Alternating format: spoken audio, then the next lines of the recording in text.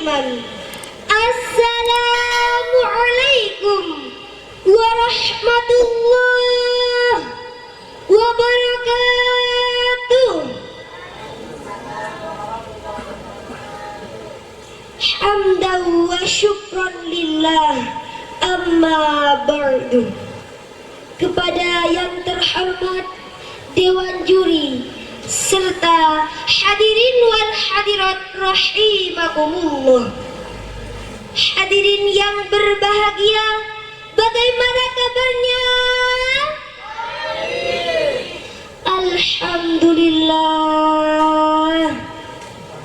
Saya yakin orang yang benar-benar mengaku Islam, orang yang benar-benar mengaku iman secara istiqomah, bisa mengontrol dirinya dengan baik dan bisa taat, berbakti dalam sadar hukum, taat dan berbakti kepada Allah, taat kepada aturan negara, fa insya Allah dalam waktu yang relatif singkat semua kesulitan dan semua problematika akan ditolong oleh Allah.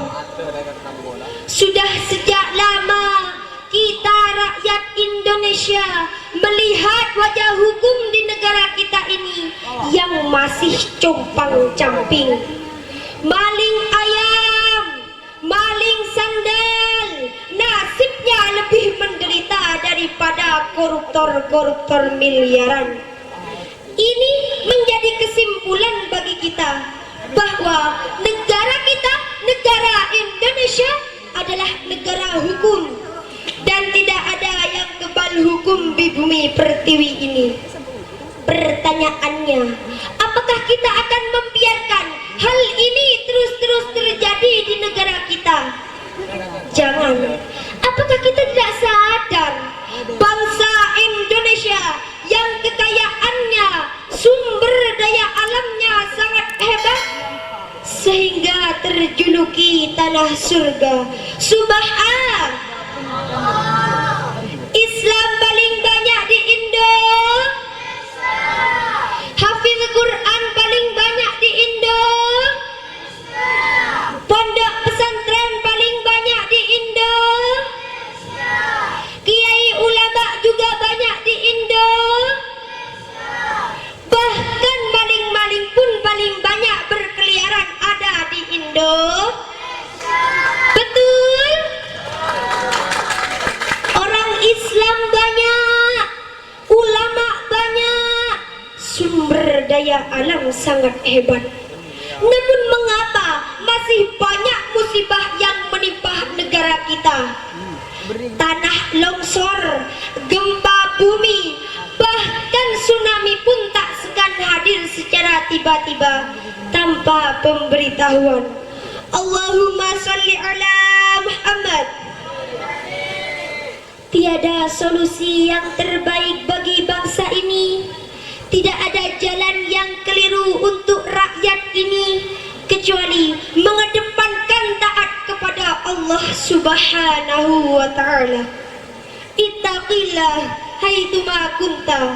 Takutlah dan bertakwalah kepada Allah dimanapun kita berada. Benar-benar bekerja dan benar-benar mengabdi, baik itu staf, pimpinan, karyawan, baik itu dari jajaran paling bawah sampai tingkatan paling tinggi sekalipun, kalau hanya mengabdi, mengandalkan intelektual tanpa pondasi iman yang mantap, maka tak lama bangsa ini akan merosot 99,9%. Na'udzubillahi min.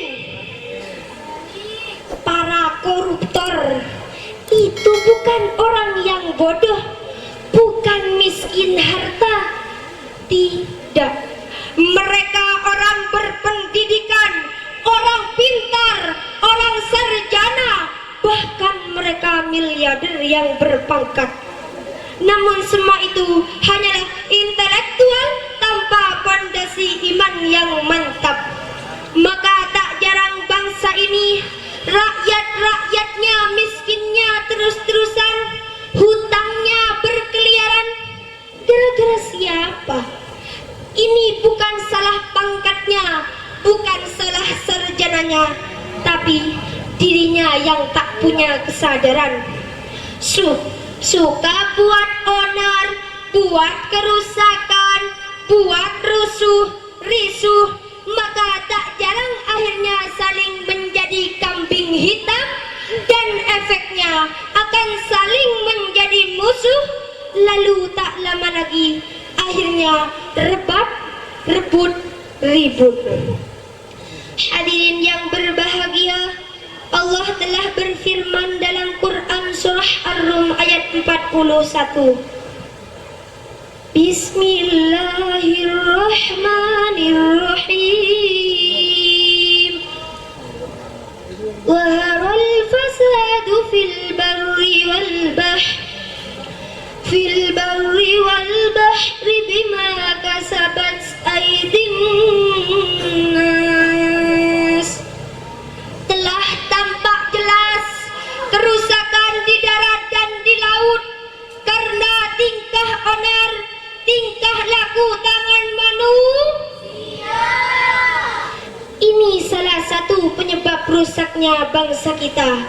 Kita sebagai pemuda, apalagi pemuda Nahdlatul Ulama, Thariqah Ahlus Sunnah wal Jamaah, harus bisa membuktikan bahwa kita juga mampu merubah bangsa ini menjadi lebih baik ke depannya.